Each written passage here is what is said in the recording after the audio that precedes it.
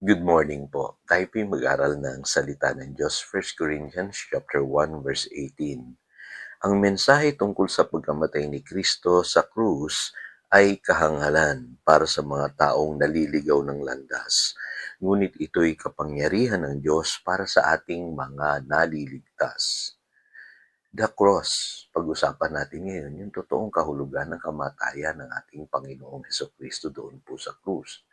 At alam niyo po, kakaiba po sa pagkaunawa natin ngayon, ang mga naunawaan ng mga writers ng Biblia, ano po, katulad po ni Apostle Paul, ni Apostle Peter, maging si Prophet Isaiah. Iba po yung kanilang pagkaunawa sa naganap dun sa krus. Ano po, tayo po kadalasan nakikita natin ang krus na isang simbolo.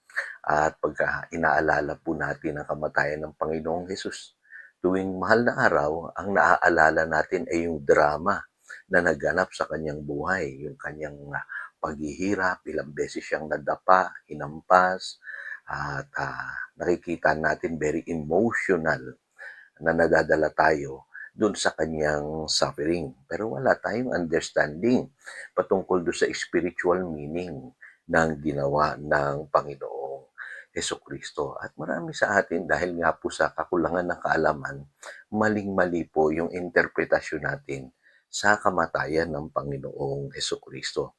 Ang laking bagay po kasi na maunawaan natin yung kahulugan ng ginawa ng Panginoong Hesus. Sabi sa Ephesians chapter 3 verse 19, at naway malaman ninyo ang buong pag-ibig ni Kristo na hindi kayang abutin ng pag-iisip upang kayo'y mapuspos ng kapuspusan ng Diyos. In order for us to be filled with the fullness of God, kailangan po meron tayong revelation kung ano yung nangyari doon sa krus at ano yung ginawang sakripisyo ng Panginoong Hesus upang tayo po ay makinabang dito. So si Apostle Paul po, may nakita siya, no po, na maaring hindi natin nakita. Yung pong tinatawag na identification with Christ. So ano bang meron doon, Pastor? Kasi kung titignan po ninyo, yung pong nangyari sa krus, yung ating pong kaligtasan, naganap yan dahil na-identify tayo sa Panginoong Hesukristo. Siya po yung ating naging substitute. Siya po yung umako ng ating mga kasalanan, ng ating mga karamdaman, at maging ng ating kahihiyan.